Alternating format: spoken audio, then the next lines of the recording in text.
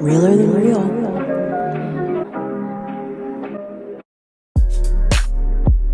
Hello, you guys. Welcome back to the world's best podcast. I'm so happy you're here today. You look gorgeous. Double kiss on the cheek. I'm so happy you're here today with me. Grab a snack, get comfortable, get cozy, because we're going to be hanging out for the next hour. No, my podcasts are usually longer than an hour. They've been like getting close to like 2.5 hours, it feels like. So I hope you guys are enjoying the content and enjoying the time being spent with me, because I'm enjoying the time being spent with you. And I know you're enjoying it. I want to do this at the top of the show before I forget. Or should I do my intro first? Let's do intro first and I'll come back to this thought. He's, she's, gays, theys, welcome back to the Realer Than Real podcast.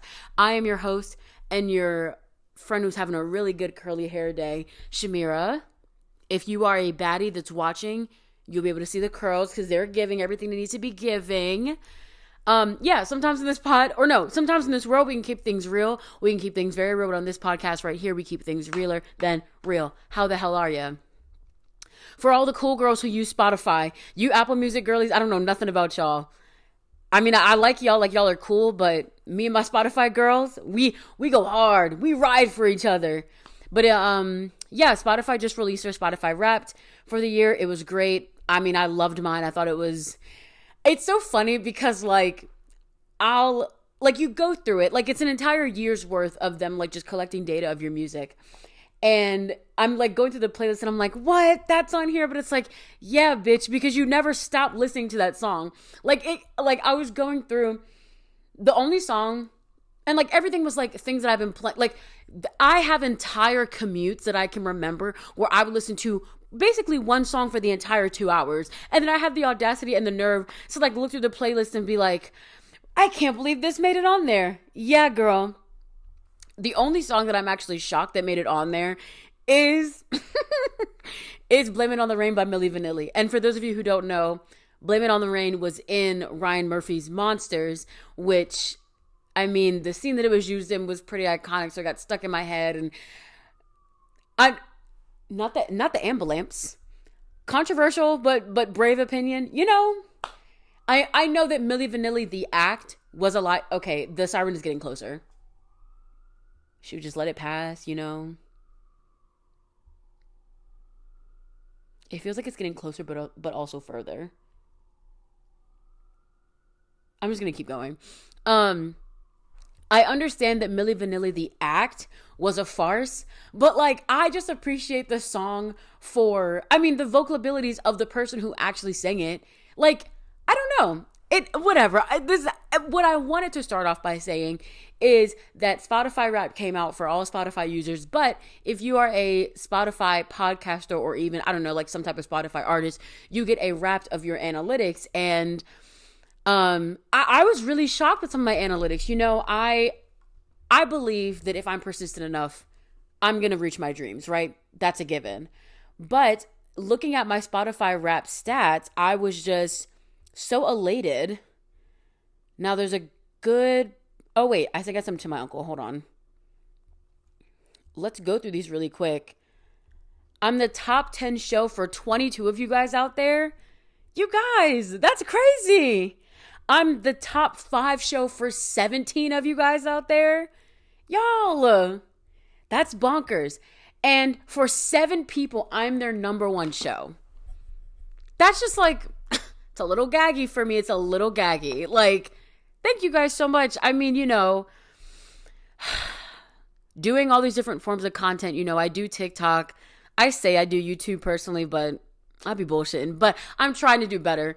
It's like I film the content, but I just never edit it. I'm like that kid in school that would like do the homework, but not turn it in. And it's like, okay, for what?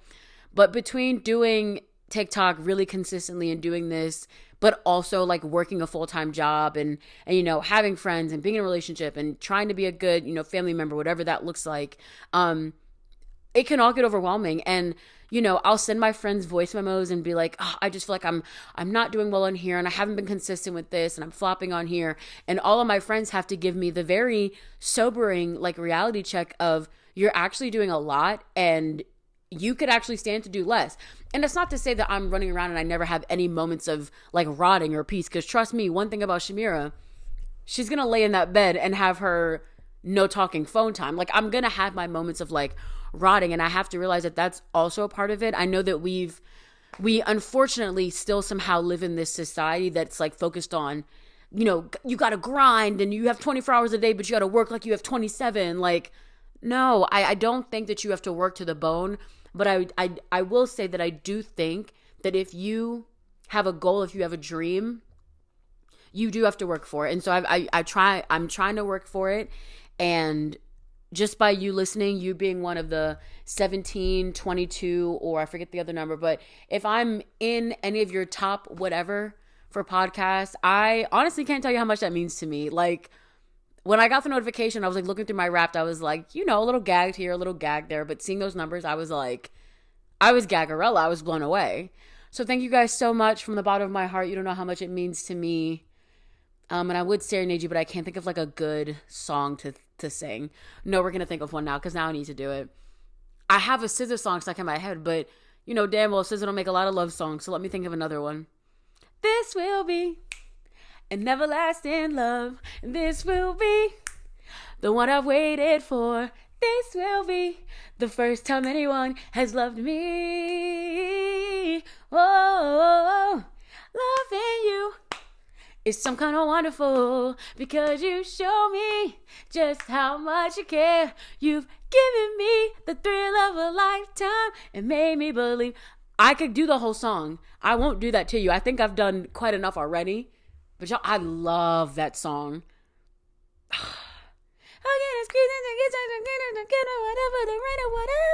Yeah. Now that, the key was nowhere to be found. Anyway, without wasting any more time, something from all the lovely people that have listened to this show. If you follow this podcast on Instagram, which if you don't do that, do you want me to punch you in the face? I didn't think so. No. But yeah, I mean, follow the podcast on Instagram. I'm trying to like be more interactive and engaging on there by asking you all fun questions that could get you into a podcast episode like today.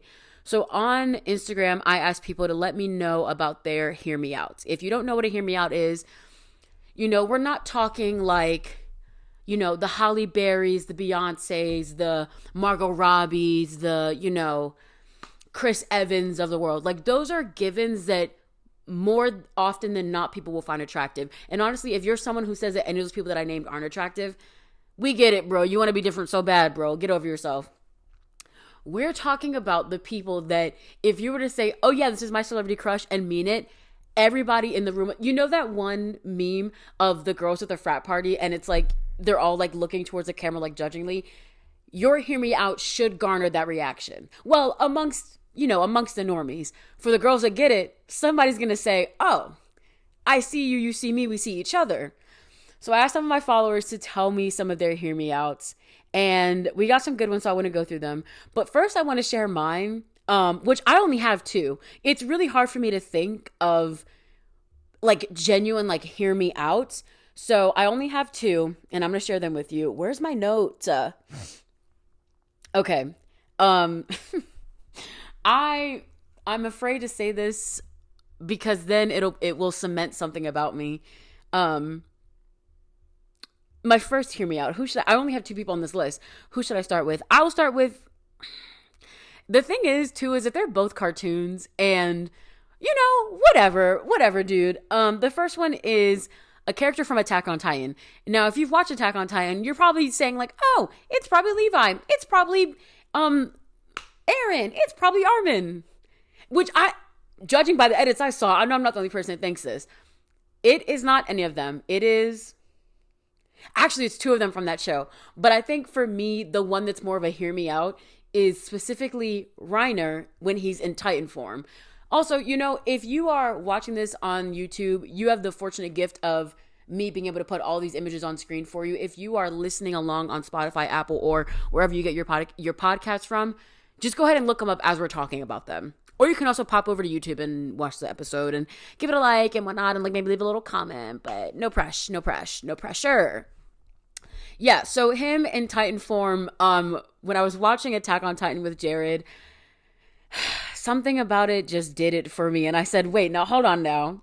Why am I moved? Because in his human form, I'm like, yeah, you know, like especially like when they get to like the other, well, I don't want to say, wait, I think me saying that Reiner has a Titan form might have been a spoiler for some people.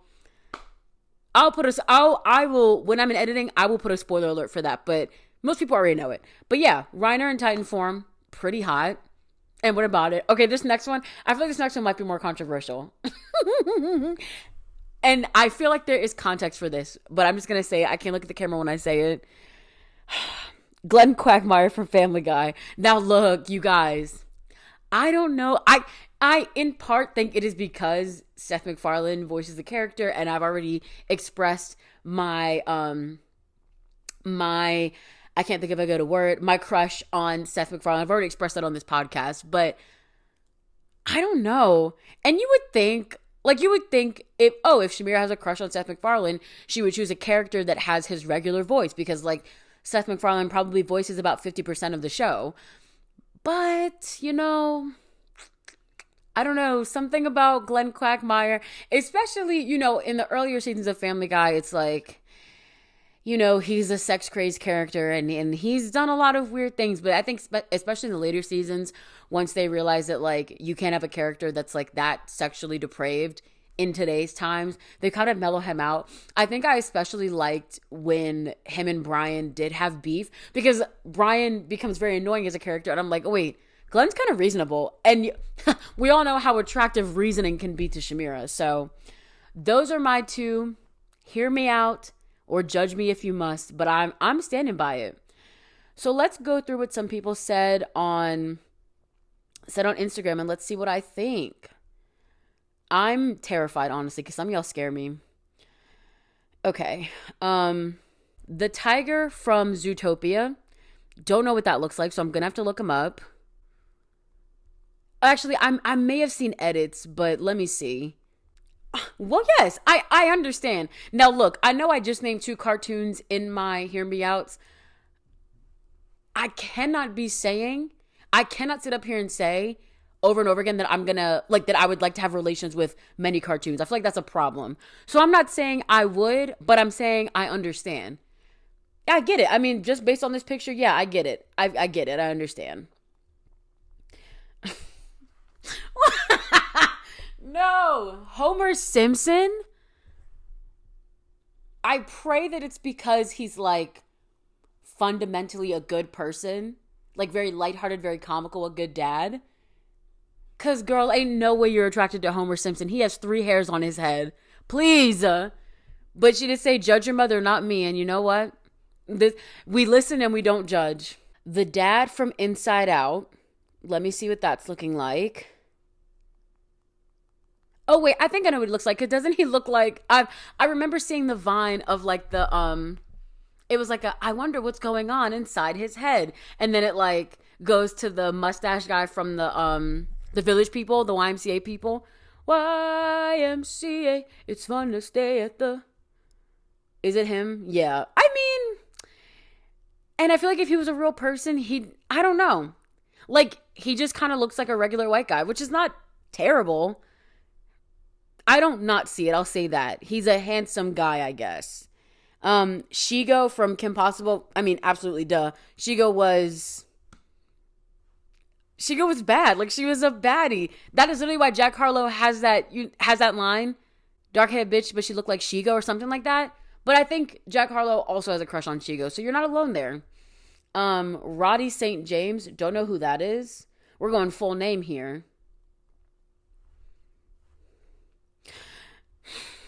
No. Now, listen. I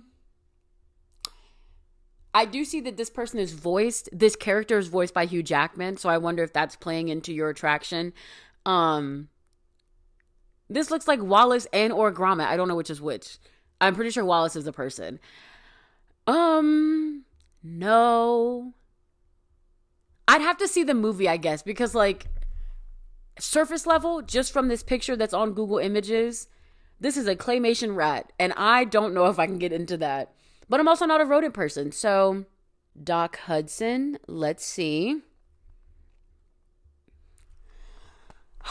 See, and this is what I was afraid of. I knew y'all were going to start pointing out people from Cars. Stop! You know what? And I'm gonna touch your hand when I say this. I can allow all different types of cartoon characters. Bitch, when we start trying to cars, y'all, and this is why I said y'all scare me. And I feel like part of the attraction is usually the character, the actor that is the voice actor of the character, or it's how they're portrayed. So like the I forget his name, but like in Finding Nemo, the one fish that like has a scar on his face and he's like the jaded, like, you know, he's like the jaded, like brooding, mysterious type. Those traits on a person are attractive. So I see why people see it in the fish and they're kind of like, hold on. But also it's fish. You also calm down. I understand. But because I don't know who some of these people are, and when I'm looking them up expecting to see like maybe a person, and the first thing I see, this person was voiced by Paul Newman. I don't know anything by Paul Newman. I don't know anything about him other than he was referenced in The Outsiders. Y'all, Doc Hudson is a car, a vehicle for transportation. Okay, and Jake Long, which is a Disney Channel character. Yes. Well, yes. Toothless the Dragon.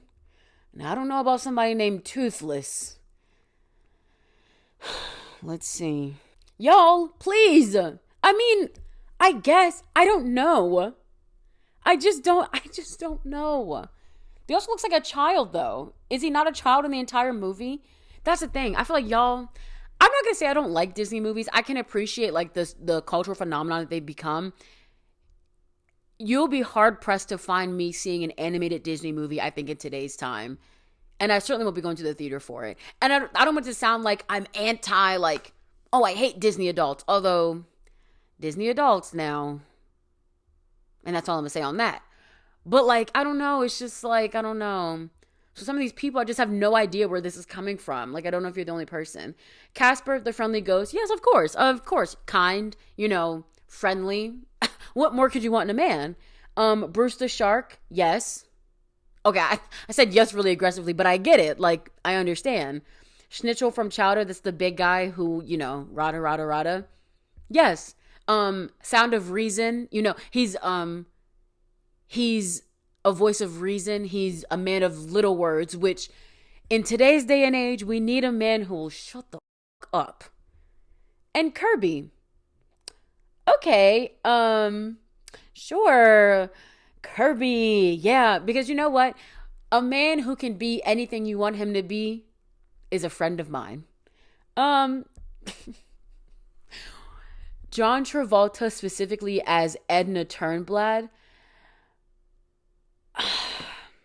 Tracy, turn that TV down in there. I'm trying to earn. Okay. Sure. I won't even fight you on that. Good morning, Baltimore. Every day's like an open door.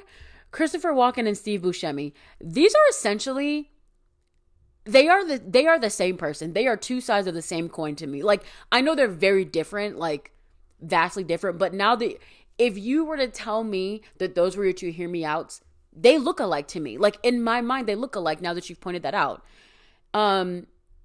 I can't give you Steve Buscemi, though. He quite literally scares me. I'm sure he's well-intended. He scares me, though. Christopher Walken is also kind of scary. But I can say that I do love his voice, and I also love a good Christopher Walken impression, especially if it's a good one. So, all right, some people put multiple, so we're just going to run through some of these quickly. Scar from Lion King, yes, of course. Bella's dad. Yes, and you know what? Bella's dad looks like the dad from Inside Out. Now that I'm putting two and two together, yes. Dumbledore. Okay. Simon from the Chipmunks. I'm going to say that is purely because of the voice actor, which, if you don't know, is voiced by Matthew Gray Gubler from Criminal Minds. And now that's not a hear me out, because I know you can hear me clearly when I say that one. That man, woo-hoo-hoo, that is a bag of bones I want to shake. Because he's just a little thin something. He's just a little thin. But it is what it is. And Coach Bolton. I mean, we watch High School Musical and we're all like, oh my God, Troy, oh my God, oh my God, Chad, oh my God, Ryan, if that was your kind of vibe. But that dad, Coach Bolton, now give him here, hand him over. Troy, you're cute, but I'm going to gently push you aside. Bring the father here. He was so hot. He was so hot, and he continues to, he like has not aged at all. If you see him on TikTok, he has not aged at all. He's still scrumdiddlyumptious. Q from Impractical Jokers. Now, the thing that is funny about this to me is that first of all, I love Impractical Jokers. Very fun show. I have seen edits for each of the members of Impractical Jokers, and I have a hard time understanding if the person is joking or not. If they're impractically joking or not. Because, is it because they're funny? Because a man who is a 5, if they're also hilarious, they jump up to at least a 7 or 8. Is it because of that, or are y'all actually finding them attractive from the jump? Because that's where I get a little concerned. I'm not saying that they're ugly men, I guess, by any sort, but it's just like, but you know what? That's your hear me out, and I gotta hear you out. I'm listening. We listen and we don't judge. The mom from Arthur. Okay. And I know what she looks like, but I think specifically I need to look at her hair really quick. I always thought she had like cool looking hair, I think. Hold on. Yeah, I don't know. I love that little curly bob she got. Yes, sure. Yeah, sure. The mom from Arthur. Goliath and, okay, y'all don't know all these characters. Goliath and Demona, gargoyles. I need to see what this person, these gargoyles look like. Now, you're scaring me because you're saying gargoyles, but okay. Are these people or actual gargoyles? What's going on here? What are these people? I don't even know what the show is. So it's a show. Okay, it's Gargoyles the movie. It's a movie. Now, you might have told a joke, but you'll never tell a lie. I get it. And I see why you said both of them. Yeah. I mean, I cannot wait to put these images on screen so you can see them. I mean, like, wait, he's so big. I get it. Some of y'all, it's not even a hear me out because I'm hearing you loud and clear, actually. The dragon from Shrek. Well, yes, I mean, she was a gorgeous lady. And she was a very forward woman, and we love women who are forward. And Grand Councilwoman. Don't even know where this is from. Can't wait to see what this is about. Oh, is you cool? So it's a character from Lilo and Stitch. Again, I'm going to say it has to be the voice actor, which I don't know who the voice actor is. Zoe Caldwell. Don't know who that is. I'd have to hear them talk. But I imagine, like, if I'm just imagining the character right, I'm going to say they probably have one of those, like a British-esque kind of, like, emperor or empress or queen voice. You know what I'm saying? Like, that's what I'm imagining. Let's see. I'm going to listen to it right now just because I want to see the vision. I'm going to mute it, though, for copyright issues, but let's see. Okay, after listening to the voice, we listen and we don't judge. Let's see what else we have here. Tim Curry, but specifically as Long John Silver singing Muppet in Treasure Island. Okay. Now, I love Tim Curry. I think he's great. I've only ever seen him in Rocky Horror Picture Show, which is one of my favorite movies. That's never come up on this podcast, but it's one of my absolute favorite movies. He was also in the remake that came out with Victoria Justice, and he was in Home Alone. I've actually never seen the original It, even though I love scary movies, and I feel like such a fake fan. But you're saying Tim Curry as Long John Muppet. No, Long John Silver. Okay.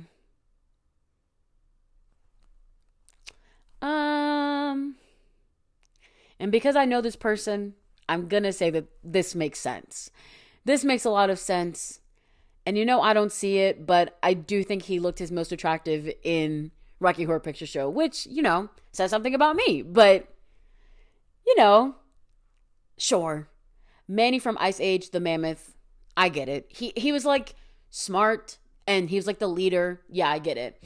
Spirit, the horse from Spirit Stallion of the Cimarron, I understand. I understand it. Hades, Disney Hercules, yes. Wait, is Hades the bad guy? Hades isn't Hercules. Hades is the bad guy.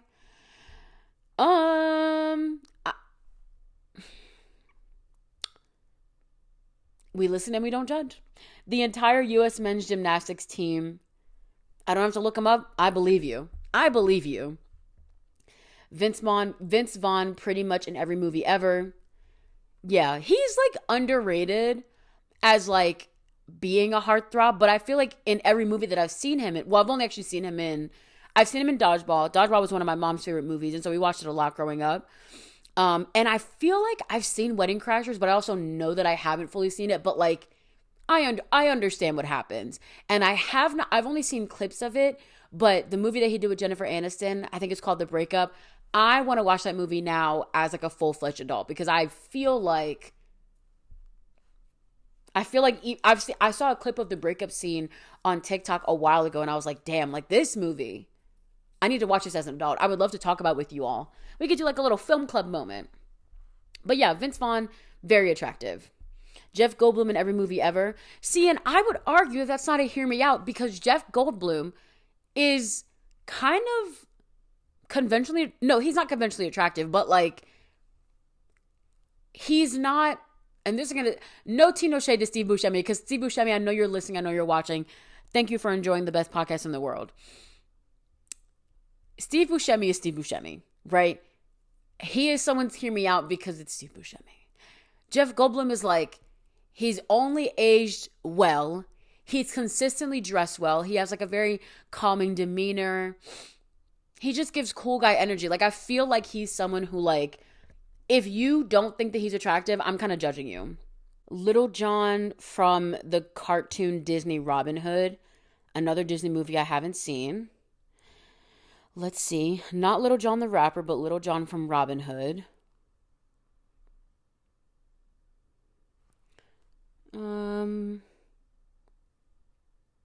It's another animal, I think, you guys. You know, you all in these animals, I just sneeze. Oh my God, wait.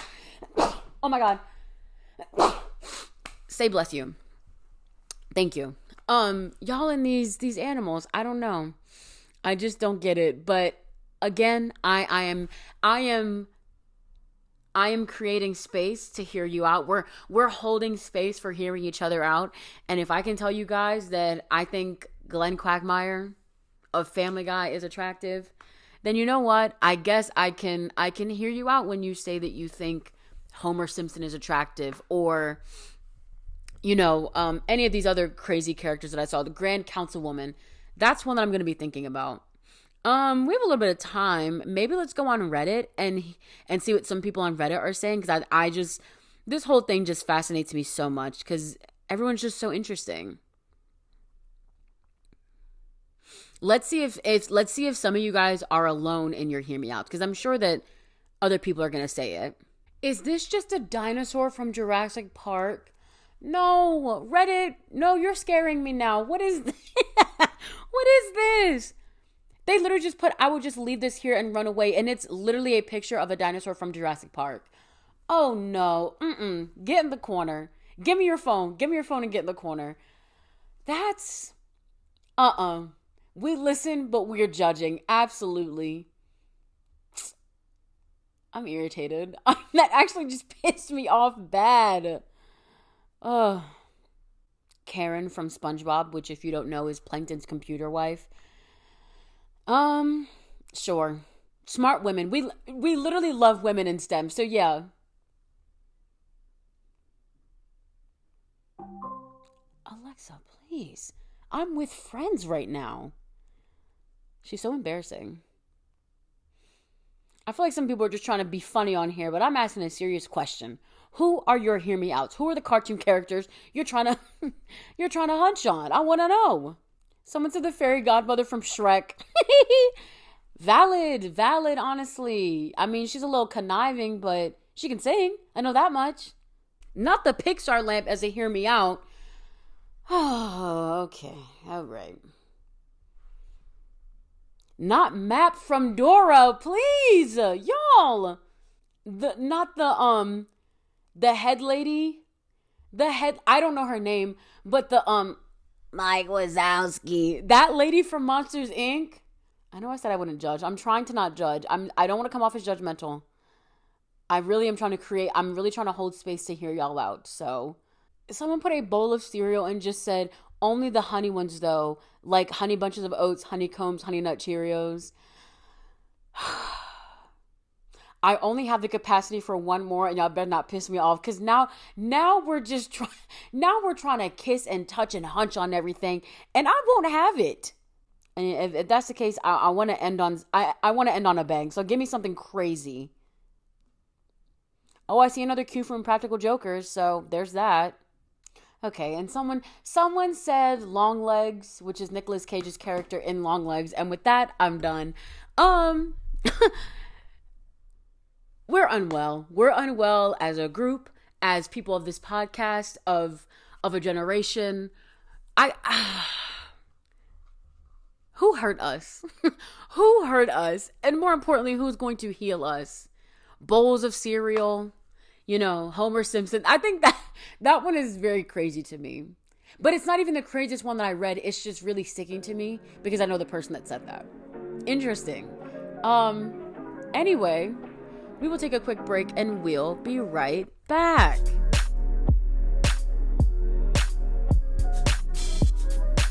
Hi baddies and daddies. I hope you're enjoying the episode so far. Don't forget to give this episode 5 stars on Spotify or Apple and leave a review, because we simply can't gatekeep something so amazing such as this podcast. Anyway, I love ya and I hope you enjoy the rest of the episode.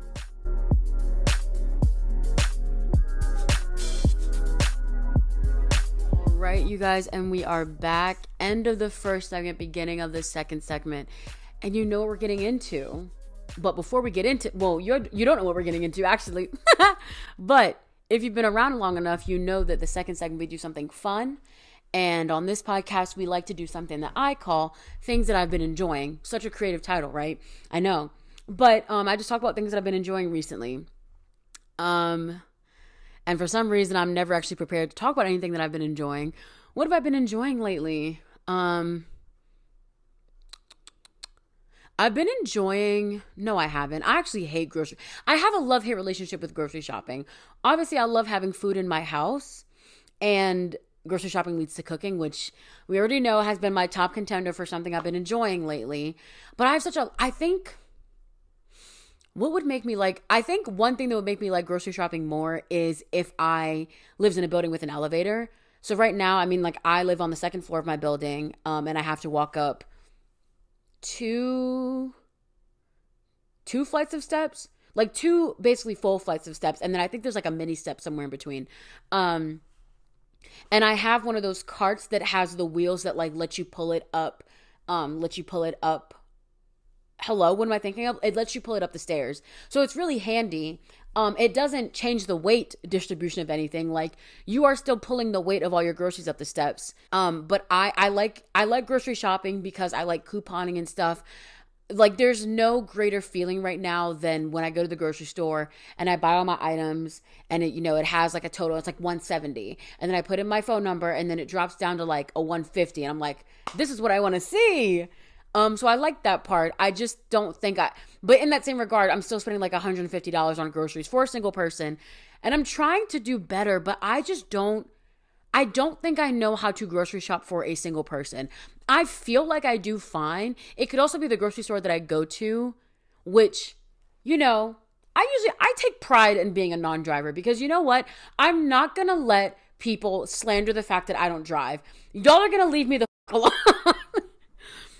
My Lord, she's so defensive about it. But like, I don't know. I just get to a point sometimes, like, so for example, on TikTok, I make a lot of commuting content, or I just make content about like me getting around the city. Now, I live I live somewhere that is very accessible to buses and stuff. But one of my friends had pointed this out to me the other day, that I think it was on one of my grocery shopping videos. Someone commented and they were like, just get a cheap little car to get you around town for now. Mind you, nowhere in the video did I complain about having to take the bus. Did I complain about not having a car? No. And it's just this idea that people are like, oh, because that's what some people sound like to me. Just buy a cheap little car. Just buy a cheap little car. Bitch, even a cheap little car is expensive. I'm just so sick of people. I'm supposed to be talking about things that I enjoy, and I've just been complaining. I'm just so sick of people on the internet.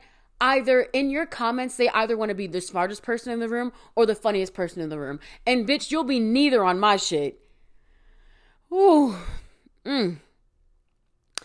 Anyway, what else have I been enjoying? I like grocery shopping. I like couponing. That being said, I think it might be time for me to go to an Aldi. Aldi's a little bit further from me, but I would honestly like to see how much I save. Now, there are some things, Aldi, I love you, and I know you got the dupes for everything, but there are some things you can't recreate, honey.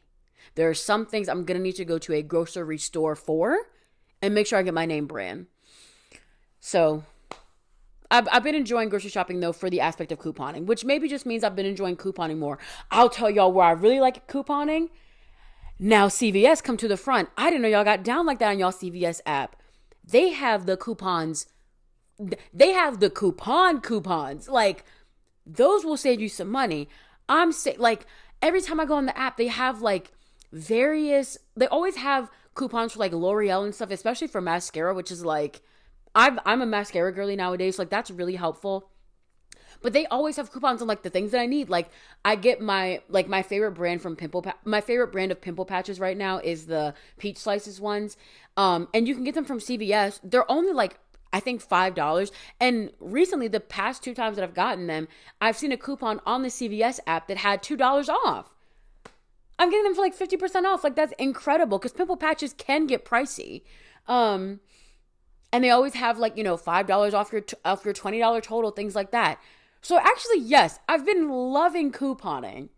CVS, I was unfamiliar with your game. I love a good coupon. I love a good reward. I love cashing in on points. I love all that, because honestly, in today's society, in today's economy, we cannot afford to keep passing up opportunities to save money. Okay, let me see. What else have I been enjoying? So, I mean, I guess by proxy, I have been really enjoying content creation. Like I said, I've been really consistent on TikTok. It's been really fun to kind of like grow my following and stuff. And more than anything, just like grow community. It's really rewarding to, I mean, just in general, get engagement, but it's more rewarding to see the same people like in your comments and likes, because it's like, like I feel... I'm going to keep saying this phrase, but like, you see me, I see you, we see each other, but it's really nice to see the same people. But it's just also really nice to see people say things like, oh, in my head, we're best friends, or you seem so cool. Or like, even I posted a video, which I'm going to talk about in a second, but I posted a video and someone commented like, oh, like it was in the video, I had referenced like maybe for like 5 seconds, my Spotify Wrapped. And someone had commented like, oh, I want to see your Spotify Wrapped in your next work from home video, because I love those videos and you have such good playlists. And I'm like, you're someone who's been here for a little bit, because like, and I'm not saying that I have like millions of followers to the point where like people get lost, but I don't know, like it was just really nice to see that. But because I've been so consistent in the content journey, I got invited to my first influencer event, which was so amazing. Yes, we must clap, we must applaud. Yes, thank you so much. I'm bowing. You all are so gracious. It was really, really cool. So Ford's Theater in DC, they emailed me and they said, hey, do you want to come out to DC and come see A Christmas Carol? And I said, yeah, sure. And so I said yes. They said I could bring a +1. So I brought Jared and we took the train to DC. We went to the seafood restaurant called True Lux. Very luxury. Now, y'all, I'm not trying to make it seem like I've never had anything nice before. But what I will say is I've never been to a restaurant where they hang up your coat. And so when we walk in, and we were relatively early, we made about like 10 minutes before our reservation time, but I didn't know like what time to arrive. So I go there, there's 2 hosts at the hostess stand, and I'm like, hey, I'm here for the influencer event with Ford's Theater. And the one hostess was like, I'll go upstairs and check if your party's ready. And while we're at the stand, the woman's like, oh, would you like me to take your jacket? And I had to compose myself. I said, oh yeah, sure. She like goes to like, I don't know, do something. And I like look at Jared. I'm like, I ain't never had that before. Because I don't know. Like to me, it's the small things that mean luxury. I was thinking about this a while ago, but there were like certain things growing up that like, if you had them in your house, like it would just mean luxury, that to me now seem like very somewhat normal things, or even now I wouldn't make a big deal about it. But I remember, and I feel like all kids, if you grew up in an apartment, you have had this feeling before. But like when you went to your friend's house and they would have stairs and you're like, oh, I didn't know I was staying at the Ritz-Carlton. But anyway, that's not even really related. But yeah, they took my jacket. It was really nice. They had chandeliers. I mean, it was a really nice like seafood restaurant. And so Ford Cedar, they like catered this buffet for us. They had these bomb drinks. This really good blackberry. It was a spicy blackberry margarita, which I think about to this day. It was so delicious. And then a really good sangria. So that was good. And then all the food was delicious. And then we went to see A Christmas Carol. And the last time I think I saw a play was probably in college. Because I remember me and my friend Emma we went to go see the play so that we could write an article on it for the newspaper. And then before that, I want to say the last play that I saw was, I think in one of my high school English classes, whatever unit we were doing Shakespeare on, we went to go see a play then, but that was maybe like junior or senior year. And then before then, the only plays that I'd ever seen were plays that I was in, because I was a bit of a theater kid in middle school. Yeah. Not any starring roles, which, honestly, robbed. Actually, do you want to know a crazy story about being robbed? Have I told this story on here before? There's a part of me that feels like I have. You guys, there's so much lore to me. There are so many different story times that I want to do. I know I finished out the working one, but I'm trying to decide what other story times I should tell. Maybe if I started like a mini series about like my various villain origin stories, I think that could be fun. Let me know if y'all want to hear those. But basically, I will never forget. This is okay. All right. Picture it. Middle school Shamira. I do Glee Club. No. I'm in the school choir. I do the plays. I'm singing. I'm a singing ass bitch. So I've been in the choir for maybe, because when did they, I don't know what year they started Glee Club. But basically, I was in the choir and I did the plays, right? Not only this, so I was in the school choir and I did basically plays every year, right? They say they're going to start a Glee Club. I'm hella excited, right? Not only they started a Glee Club, the person that has been in charge of the choir and the theater department of our middle school is also going to be in charge of the Glee Club. Honey, if that's not a sign still delivered I'm in, I don't know what is. So, I go into my audition for Glee Club. As a middle schooler, I sing Don't Rain on My Parade because I just started watching Glee at that time. Now, how did it sound? I don't know. What I will say is, I know sometimes I be bullshitting on here. I can sing. And I usually don't say that to people because I'm like, oh, I can like carry a tone, but I can carry a tune, but I can't sing. No. Sometimes I catch myself by surprise. I can hit a little run or something. I won't do it right now because I don't want to embarrass myself, but yeah. I can hit a run. It's nothing, right? So I go on audition. My middle school self sings Don't Rain on My Parade by Barbra Streisand. And I leave out of that audition thinking I killed it. Tell me why. Look me in the eyes and tell me why. Tell me why. Ain't nothing but... Okay. But tell me why. I go look in that list. Everybody else that was in Glee Club, or no, everybody else that was in choir and or in the plays made it into Glee Club. But who didn't? Well, actually, it wasn't just me, but like maybe me and two other people. What? Come to find out, everybody ate. I was gagged, y'all. How am I in choir? And mind you, whole time, this is the kicker. Now, mind you, it was my fucking idea. And let me not say that. It might not have been my idea. I do remember talking about it to the choir director, though. So actually, you know what? For the sake of the plot, yeah, it was my idea. It was my fucking idea, you guys. And they took it and didn't even include me in it. But then guess what? Karma got her kiss from me. Because towards the end of the year, If y'all remember standardized testing, specifically the MSA, Maryland Standardized Assessment. I actually don't know what it means, but if you're a Maryland student, y'all remember the years of the MSA. Big deal, right? So we're doing this pep rally. I don't know what happened to the precious little glee club. I know that there was not enough people in the glee club anymore. And who did they come to fill in for their performance? Oh, huh? You need my help? And I should have said, get away from me. But I wanted the spotlight, of course. And I did. And I ate down. Who do you think was singing the lead on The Climb? There's always gonna be another mountain. I'm always gonna wanna make it move. Always gonna be an uphill battle. Sometimes I'm gonna have to lose. Yeah, they needed me. They needed me. They should have got me from the beginning. I really should have been a petty Betty and said, I don't want to do it. But if anything, I'm a team player. And I'm always going to put people for myself. That is truly my villain origin story. Like, that might be the origin story. I could maybe think of more, but that's one where I felt truly scorned. I really did. I know I'm kikiing up here, but now that I think about it, I'm getting very upset. I feel a headache forming right in the center of my forehead. I was wronged. I was robbed. I was snubbed. I feel like Ariana Grande every year at the Grammys, snubbed. And she really did get snubbed. I thought Eternal Sunshine was a good album. I really thought she had a Grammy nomination in her grasp.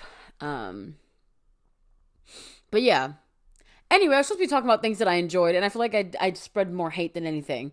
But I've been enjoying couponing. Anyway, speaking of celebrities, I'm a firm believer that in every singer's career, there are a few key moments that kind of define their career.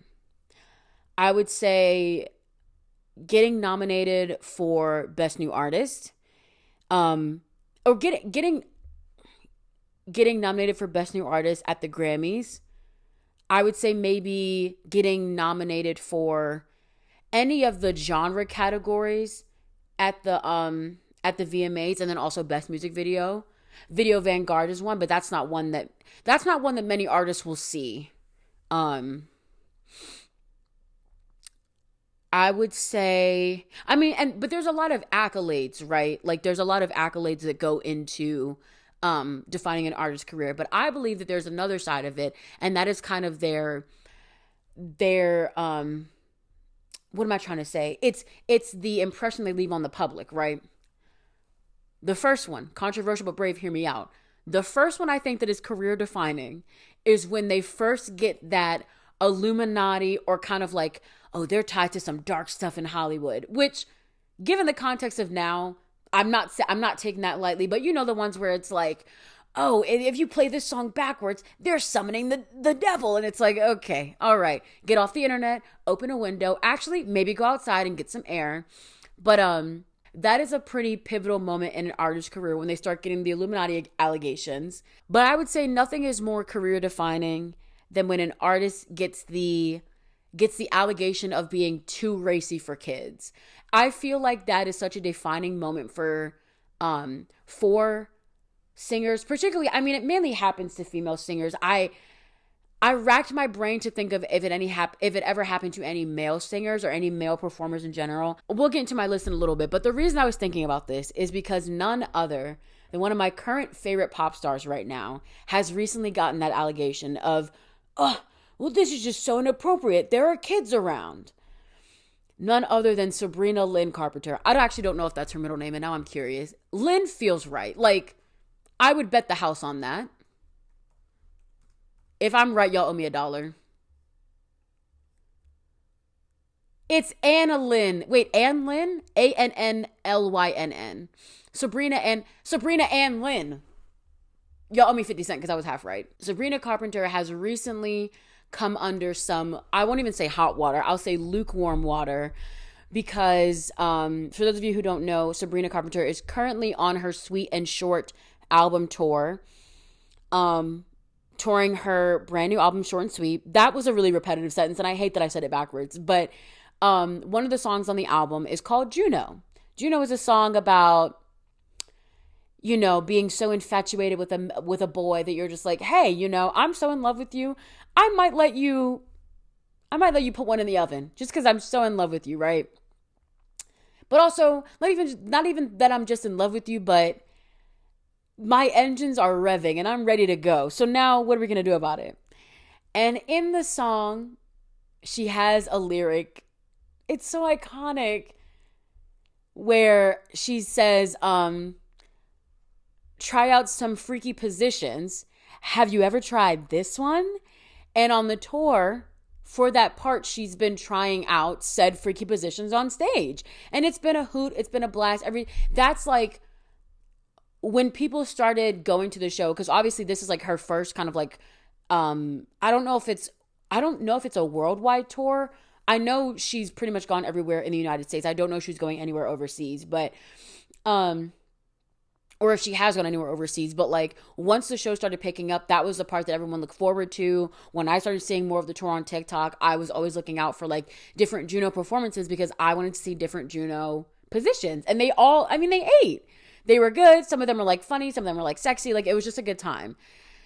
There was one recently where Sabrina, I love it. I think she's great, honestly. There was one where she was mimicking, how can I say this in a way that is palatable? I'm just gonna bleep it out and you'll use context clues. There was one where she was mimicking sucking, like that's what she was doing, and it was fun and it was entertaining. And then the allegations came through. Oh, she should be aware that there are children there. A blah, blah, blah, blah, blah. A blase, blase, blase. And all this stuff, right? Now, there's two sides to this. I remember a few weeks ago, I think when I was talking about what is your boomer complaints. And one of the complaints that I read was talking about how I don't think children should be on the internet or something like that. And I brought up the idea that I do think that it is our responsibility as people who put things out there on the internet, whether you're making content or you make art or you make music, it is your responsibility to be mindful that there are kids out there. However, here's what I will say. As a parent, if you use your two ears to listen to Sabrina Carpenter's music and you didn't hear anything wrong with it, mind you, when she does a Juno performance, she doesn't sugarcoat anything.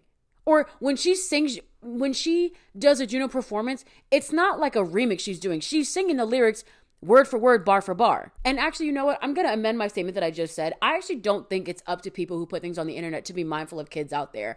I think that as a parent, you have to be mindful of what your kids are listening to. Actually, and I know I'm not a parent, so I hope no parent out there feels offended by what I'm saying, but it is up to you to be tapped into what your kids are going to do. Now, I'm going to say this. I was once a kid myself. So many years ago, but I was a kid myself. I promise you, your kids are going to find it anyway.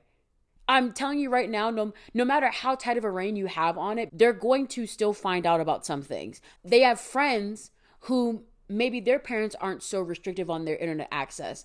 They're also maybe not around you 24 hours a day. Like, they're going to find out about some things, but again, it is up to you as the parent to have those conversations with your kids, to talk about what's inappropriate and what's not inappropriate. Like, we need to get back to a moment of self-responsibility where parents are actually taking charge or taking ownership of the media that their kids take in. I was literally just talking about this at work because we were talking about the idea of like an iPad kid or not. And someone at my job who he has kids and whatnot, so he would know, but he was like, oh yeah, I don't let my kids use iPads or whatever and all this stuff. And I was like, I don't think it's a bad thing. I think if you are, obviously, I don't want to have a 2-year-old kid and like all they know is like stupid brain rot memes. Like you have to use technology for good before you can use it for brain rot. So if you're going to give your kid an iPad, like have it have educational games or something. Like, people always shit on parents who like, oh, you got the iPad kid at the restaurant, like your kid's just crying, you give them an iPad. But like, and maybe it's something I'm not understanding. Would you rather sit next to a crying baby or would you rather sit next to a baby on an iPad? I mean, the writing's on the wall. The proof is in the pudding. But anyway, going back to it, I do think there's a level of personal responsibility. If you as a parent listen to Sabrina Carpenter's full album, or maybe you didn't listen to the album. You didn't listen to the album and you let your kid, however old they are, either accompany you to a Sabrina Carpenter concert or you let them go to the concert by themselves and you didn't do the due diligence of checking the lyrics beforehand, honey boo-boo, that's on you.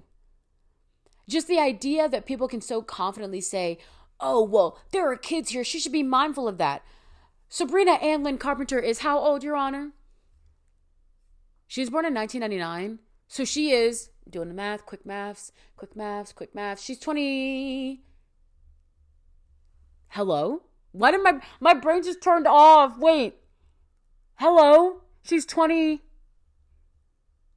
25? Yes, 25. Woo, good Lord. Open the schools back up. She's a 25-year-old woman. She can do what she wants. She's allowed to explore her sexuality and also talk about it for art. But anyway, it got me thinking about other iconic celebrities who went through a period where they were getting called too racy for the general public and not appropriate for children's eyes. And so I would like to go through that list with you, and we're going to talk about some pop culture icons. First off the bat, immediately got to be none other than Miss Britney Lynn Spears herself. It actually kind of shocks me how many people didn't know that Britney Spears, along with like Justin Timberlake and JC Chasez and Ryan Gosling, how they all started off on Mickey Mouse Clubhouse. So yeah, like when I say Britney is like a kid star, my girl's a kid star. Because even now when I listen to her songs like Hit Me Baby One More Time, it still is like kind of, because isn't Hit Me Baby One More Time, if I'm not mistaken, isn't she like in the schoolgirl outfit in that one? That in and of itself is kind of racy. Hit me, baby, one more time. My loneliness is killing me. And yeah, she's like in a pigtail. She like has her pigtails and her, her schoolgirl outfit and like her shirt's tied up and whatnot. Like that's pretty racy in and of itself.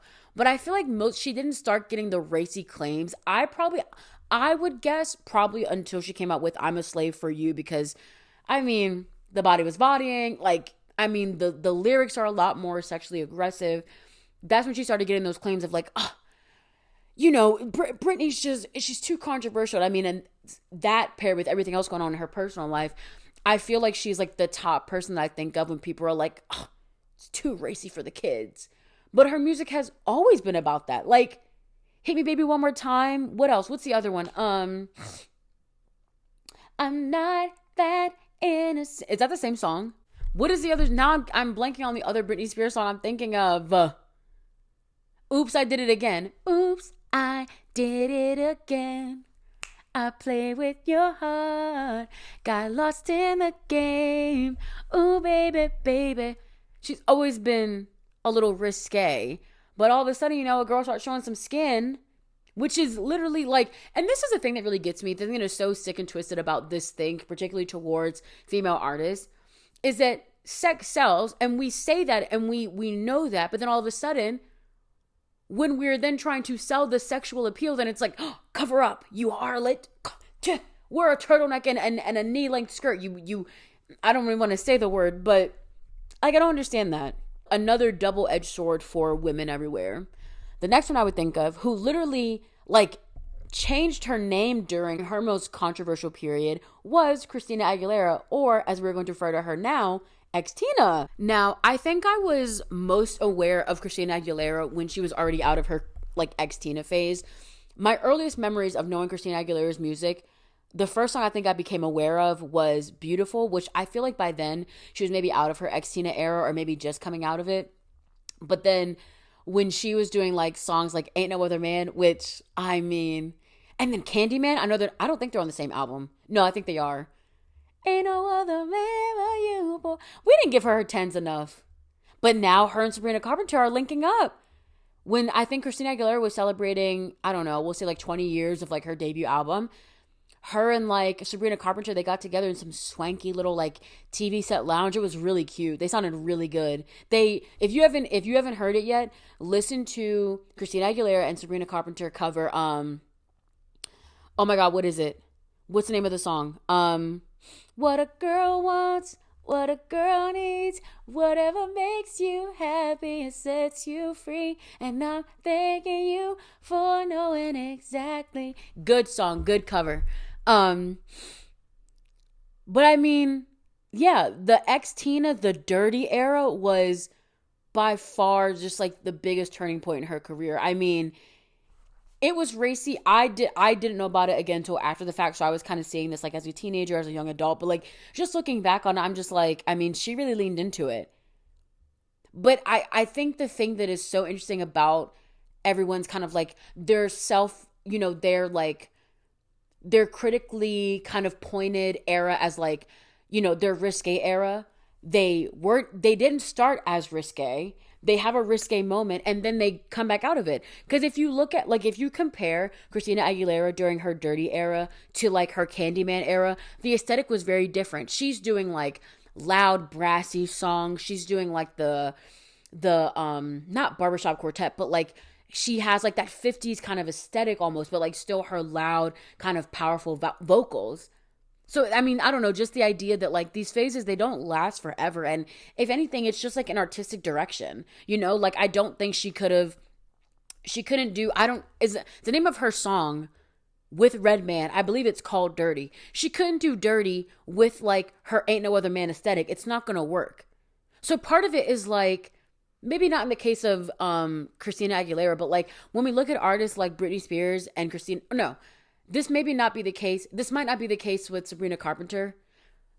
But like when we look at artists like Britney Spears and Christina Aguilera, they're doing it to sell like this moment in their career where like the music is a little more sexual. But it's not like, I don't know. I just hate the idea that like it becomes this whole commentary on like their values as like a person. When like we have to remember, and trust me, I'm Miss Parasocial Relationship.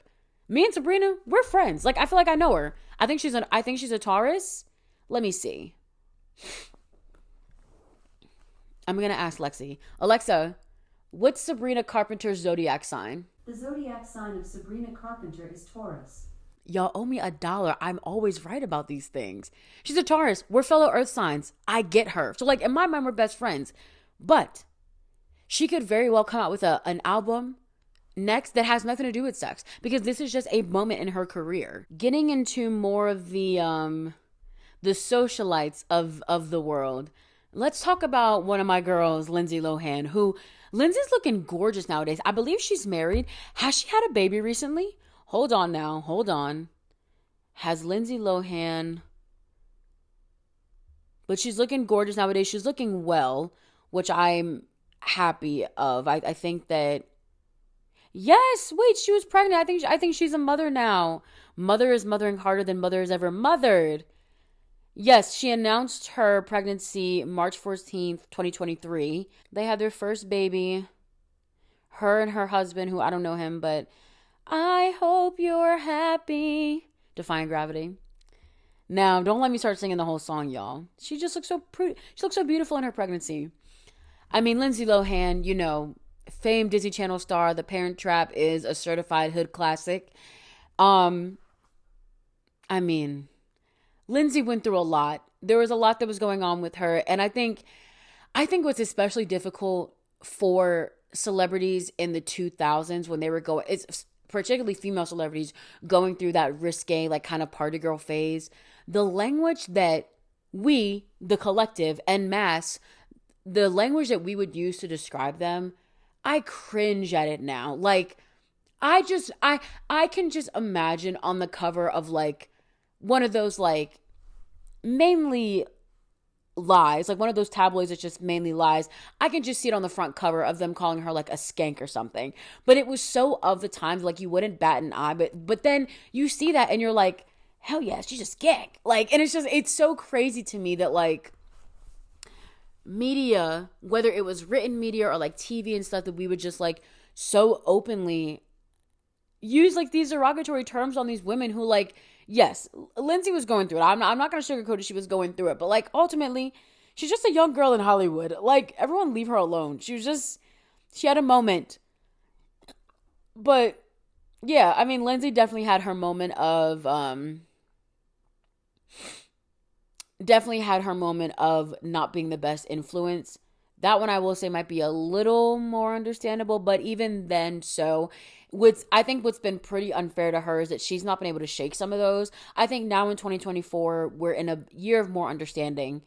I would sure hope so, but you never really know. But I do feel like we're a little more empathetic towards childhood stars because the curtain has been pulled back so much to all the traumatic things they have to go through that I think we're a little bit more sympathetic when they kind of have these moments of meltdowns, and when they have these moments of, like, it is a very valid crash out, basically. I couldn't think of a better word, but like, it's a very valid crash out. When we move up to the 2010s, and this is a little more closer to the background of Sabrina Carpenter, we all know, or maybe we don't all know, Sabrina Carpenter came from Disney Channel. She played Maya or Riley on Girl Meets World. I never watched it.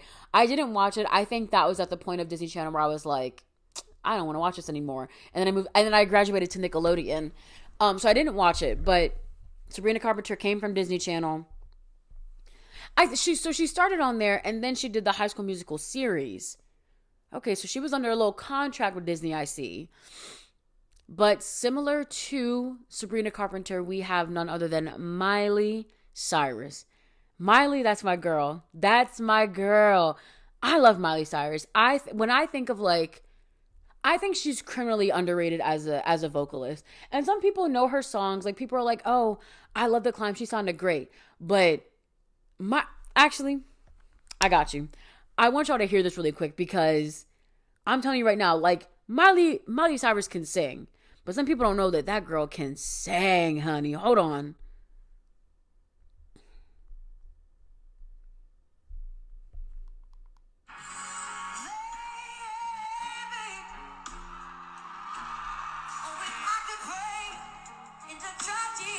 Mm.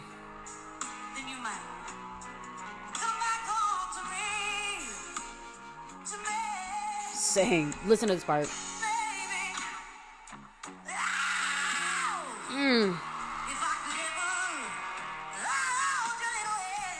And that might be an acquired sound for some people. It's just, where'd you find that level of soul? I do believe that there are just some good singers who sound good in any genre, but I just feel like that level of soul is just, girl, where'd you get that from? Where you learn that from? But in any regard, Miley Cyrus is another one who, oh Lord. And you know what? All the people I named earlier, I didn't really live through their moments of controversy, of controversy. Miley Cyrus, I lived through in real time, and I remember it all happening. So, you know, she's getting a little bit older. She's getting off of Disney Channel. And then I think what was first, if it wasn't who she was dating, I think the first controversial thing that happened was the video of her smoking weed. And I just remember, and I feel, honestly, like, even now sometimes when I see, like, there was a video of Halsey doing coke on a yacht, and I was just like, damn, that's crazy. But it didn't really faze me. But I remember seeing this video because it was the same thing. I remember similar to Miley Cyrus, there was a video of when Zayn and Louis from One Direction, when there's a video of them smoking weed, they treated them the same way. You would have thought that it was like a hardcore, like, drug that they were doing on camera. It's just a little weed, just a little reefer. But Lord, that was probably the first thing to my memory that people were like, oh my God, Miley Cyrus, you're not the Disney star. And I feel like that happened while she was still on Disney contract. So that happened. And then Party in the USA came out. She performed Party in the USA at some award show. And in that performance, she stood atop of an ice cream trunk, an ice cream cart that had a pole on top of it, and she held onto the pole while dancing. And you would have thought that, like, she actually, like, stripped and took off clothes. The way that the tabloids and everybody, oh, Miley Cyrus was pole dancing at whatever award show it was. She's pole dancing. This is the message she's setting for our kids. Standing next to a pole and dancing doth not make a pole dancer. And it, like, I remember thinking that when I was younger, but it was just everywhere that she was pole dancing that, like, I was just like, damn, maybe I don't know what I'm talking about. But, like, I remember even when I was younger, I was like, she's not pole dancing. She's holding onto a pole while moving a little bit, but she is not a pole dancer. That was another one. And then I guess maybe once Hannah Montana ended, I mean, well, then she like cut her hair and stuff, which, you know, Hollywood can't, God forbid a woman in Hollywood cut her hair. Now all of a sudden she's off the rails, and a close family friend says she's not doing too well, and we're really worried about her. Ugh. And then I want to say that, I think a picture of her and Mike Will came out, and that's when she was on 23, which, I mean, was out of left field. But I mean, I'm in the club, I on fur with my shades on. Hey, tied it up, mini skirt with my shades on. That, and then Bangers came out. And from Bangers, which, by the way, is a perfect album. Bangers is by far one of my favorite albums from her. I won't say it's the best because I haven't listened to all her albums all the way through, but Bangers will still to this day get replay out of me. From Bangers came her song Wrecking Ball. Again, you would have thought she was naked in that song. Actually, I guess maybe We Can't Stop, the music video for We Can't Stop came out first. And there was, it was a music video about partying, and I don't think, she may have been wearing something risque, but, it talks about doing drugs, everybody trying to get a line in the bathroom and all this stuff. And it was a racy song, but she was on Disney More. She's a grown adult. But yeah, We Can't Stop was the first one where people were like, oh, not my Hannah Montana, not like this. Yes, she's an adult.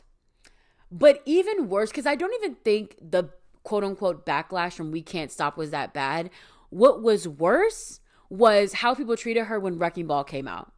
Wrecking Ball, which was her emotional ballad of the album, where she talks about her tumultuous relationship with her, I don't know if they were ever married, but I'll just say her partner at the time, Liam Hemsworth. And in the video, she's wearing a tank top, cute, and underwear. I don't think, was she naked in the video? But even then, we didn't see anything. Hold on. Because now there's a part of me that's like, there's no way we were making all of that fuss and she wasn't even naked. Yo, she wasn't even naked. So in the main thing, she's wearing a crop top, tank top, and underwear and Doc Martens. And I remember people being so outraged by it. I remember people being so fake outraged by it. This is tame nowadays. First of all, this is how people dress nowadays. And I'm kind of exaggerating, but with the miniskirts I'm seeing nowadays, this is basically how people dress.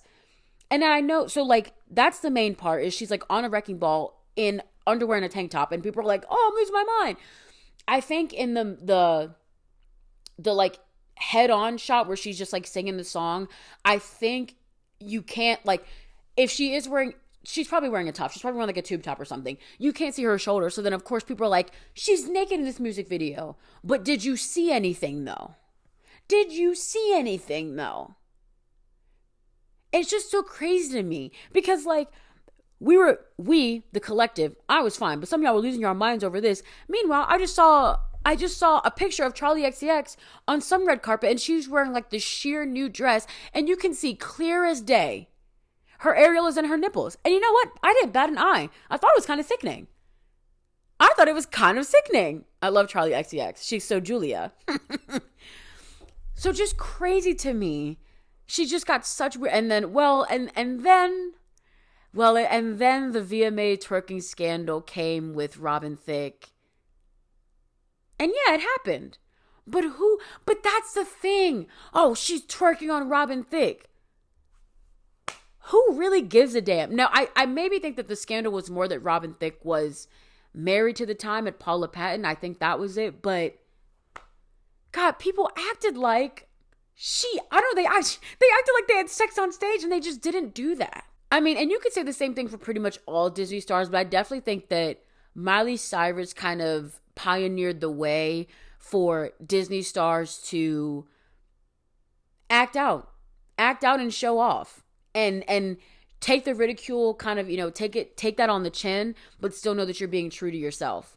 And she's come out on top of it. I feel like she just had, she won a Grammy last year for her album, and she won it for Flowers, which was her lead single. She is just glowing right now and thriving, and it makes everything that happened before, even though it led to her journey, it just makes it feel so insignificant. I'm so contact proud of her.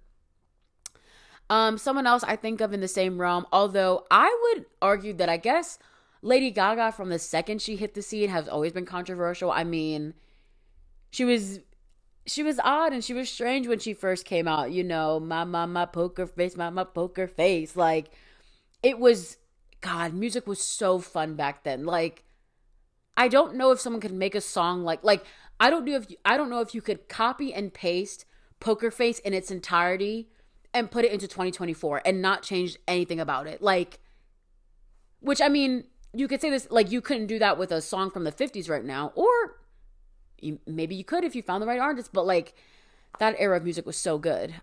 Lady Gaga has always been, maybe not necessarily for kids, song like Poker Face and Love Stick. Love Stick, you guys? Wait, was it Love Stick or Disco? No, it's Love Stick. Love Game. Love Game is what I'm thinking of. Let's play a love game, play a love game. Do you want love or you want fame or you win the game? And what's the post-chorus or like the pre-chorus part? Dun, dun, dun, dun, dun, dun, dun. I want to take a ride on your disco stick. Don't think too much, just bust that quick. I want to take a ride on your disco stick. Like, I mean, really, truly never have been for the consumption. Like, TVMA. No, I'd say TV-14. I think what got people thinking like, oh, she's controversial. One, I mean, this isn't even controversial, but like, this was just like crazy. Even now to this day, I think about it and I'm like, the meat dress, bitch? Did she wear the meat dress at the same VMAs that she did the paparazzi performance? Because hands down, I watch a lot of award shows, right? There's a lot of iconic moments from various award shows. That performance is ingrained in my brain. If you have never seen it, if you have never seen Lady Gaga's 2009 VMAs paparazzi performance, after this podcast, you need to go watch it. And if you don't think it's iconic, we're not friends anymore. That performance is so, vocally it's amazing. Her body looked amazing. And if you haven't seen it, I won't spoil it for you. But that ending, oof, no one has done anything as iconic as that. It was just so jarring that you couldn't look away, but it was just so iconic. And you know, in the moment when that part happens, you can literally hear the audience gasp. It is so, it's amazing. I feel like on my first episode of my podcast, I talked about that as one of the pop culture moments that shaped me, and it absolutely did.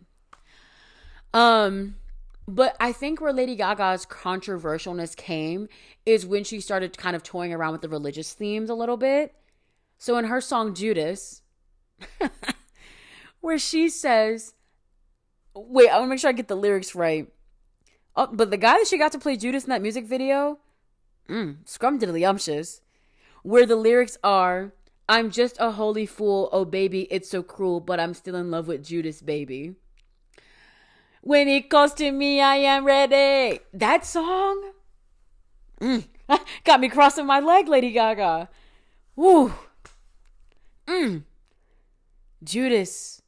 I think that was like the song. Yeah, I mean, anytime you toy around with religious beliefs, people are gonna be up in arms. And I won't make a comment on that. I have a lot of thoughts about it. I won't make a comment on it right now. But what I will say, Judas is a good song. It's a good song. Ah, Judah, Judah. In the most biblical sense, I am beyond repentance. Fame hooker, prostitute, wench vomits her mind. But in the cultural sense, I just speak in future tense. Judas, kiss me at the fence, and wear an ear condom next time. Now I'm gonna tell you right now, I've listened to that song a million times. I never knew what she was saying. Or wear an ear condom next time. I wanna love you, but something's pulling me away from you. Jesus is my virtue, but Judas is the demon I cling to. Bow, bow, bow, bow, bow, bow. I cling to. I need to be quiet. It's 11 p.m. at night. But yeah, no, Lady Gaga definitely had her controversial phase. And now, Gaga, girl, where you been? You know, I think the last Lady Gaga, I'm trying to remember the last Lady Gaga song that I've listened to and that I remember the words to. I think the last one I've fully listened to, Rain on Me with her and Ariana Grande, which was like at the peak of the pandemic. I know she did put out an album recently. I haven't listened to it yet. I think I will give it a listen because Lady Gaga, I mean, like, I truly do feel like, not that I grew up with her. Lady Gaga is older than me, but I grew up listening to her music. So I've grown with her music. And, you know, I can still listen to a Starstruck, Groove, Slime, Work It Back, Feel to That, Baby Bump That track. I can still listen to that, right? But I can tone it down. I can get low demure and I can listen to like A Million Reasons or even her song Joanne. You guys, Joanne is such a beautiful song. Joanne is about Lady Gaga's aunt that passed away. And I mean, not so fun fact, but it is a fact. I used the lyric of that song for my mom's obituary. It's a really beautiful song. My friend Emma put me onto it in college, and it's just beautiful. It was such a lovely song. Yeah, I mean, it really sums up grief in a very beautiful way. So, Lady Gaga, for all that you've been through, I love you. You're another actress who needs to actually get back in the studio.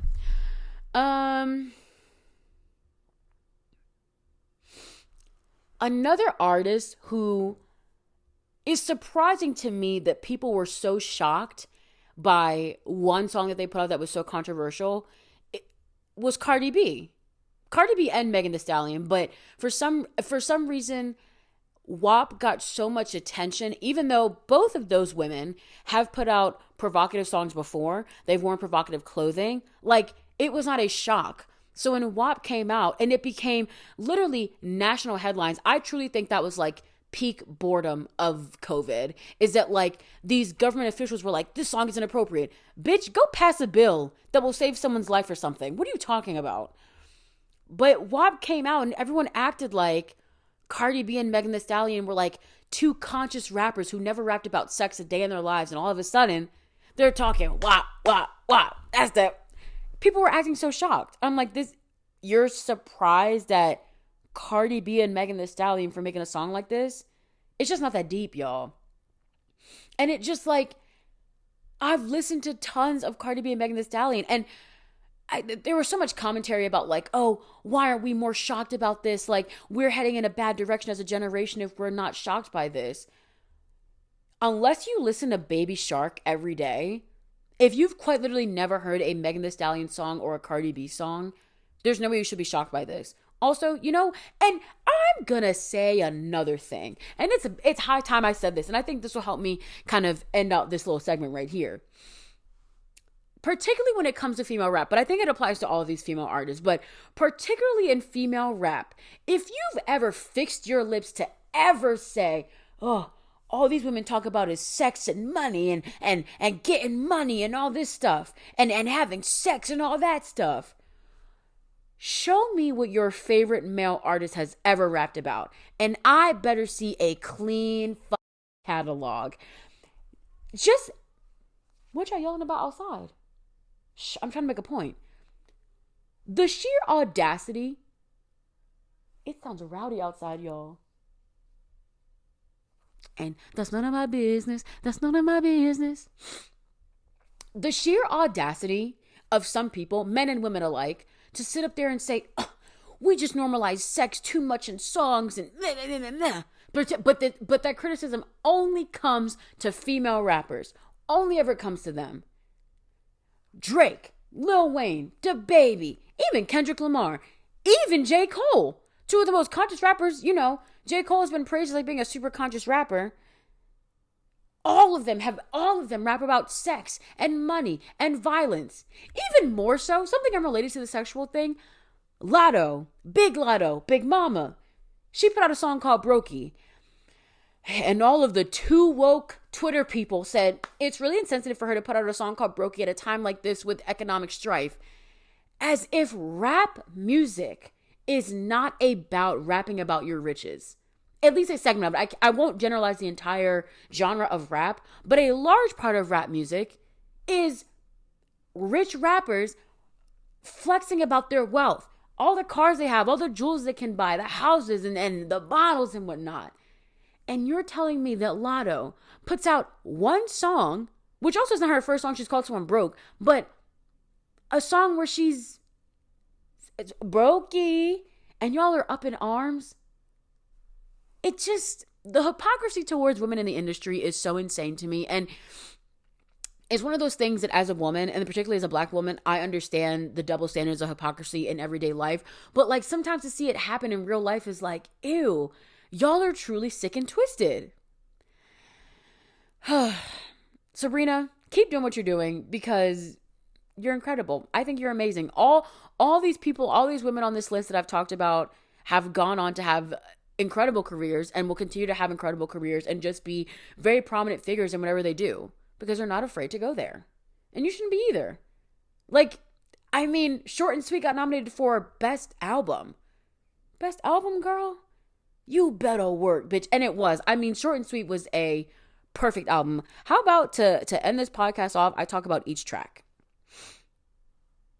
Do you guys like that I'm kind of switching up my format of podcast a little bit? I only had 2 segments, and you guys usually know I like to do something. I like to do 3, but I'm switching it up a little bit. Short and Sweet. So this album, I feel like for the most part, this album was basically all in my Spotify Wrapped because it's so good. I would say my favorite songs from the album, I wish I could play them. I really don't want to deal with copyright strikes from YouTube. Don't Smile is a good one. It's just this smooth ballad. I think what I like most about this album, the track placement makes sense. If you listen to this album, and you need to listen to it all the way through, don't piss me off. You need to listen to it all the way through. But having Don't Smile as the last track on the song is just, you're mine, Sabrina and Lynn. You're a genius. Don't smile because it happened, baby. Cry because it's over. Now, that didn't sound too bad, and I told you I could sing. Dumb and Poetic is a really good song. You're so dumb and poetic. It's just what I feel like actually if I go through the entire album, it's just going to be me singing. It's just going to be me saying, I'm going to say the title of the song. I'm going to say, oh, this is such a good song. And then I'm going to sing a piece of it because I can't play it because I don't want to get copyrights. So I won't do that to you all. I would just say that Sabrina Carpenter, your album Short and Sweet was amazing. I wish I could have seen her when she came here. I fumbled the bag. I sold. I slept. I flopped. And for that, I'm truly sorry. But Sabrina, I know you're listening out there because this is the world's best podcast, and the Realer Than Real podcast supports you. I support all women. I support women's rights, and I support women's wrongs, and I support mainly a woman's right to be a little freak nasty. It's a part of the womanhood experience. It's to be just a little freak nasty, enough to kind of just scare people a little bit to be like, damn, put a muzzle on her, put a leash on her. I think so. Anyway. I feel like this might be a short episode. My raw footage right now is only 1 hour and 37. This podcast could easily be under an hour. And wouldn't that be something? Anyway, you guys, thank you so much for hanging out with me. And just always having a good time. I meant what I said at the beginning of this podcast. It truly, truly means the world that you are out there listening to this. And I hope you can feel the love and the appreciation through the screen or through your headphones or through your speaker or through your TV, however you're enjoying this podcast. I really, really appreciate it. And thank you guys so much. And with that being said, be kind to yourselves out there. Take care of yourselves. Take care of one another. Please take care of yourselves out there. Happy holidays to all those who celebrate. Get me a gift if you must. I mean, I won't force your hand, but Sham likes gifts. I'm joking. But I'm also serious, but I'm also joking. But I'm joking. But I'm serious. Anyway, I love you guys very much, and I will see you all very, very, very, very soon. Bye.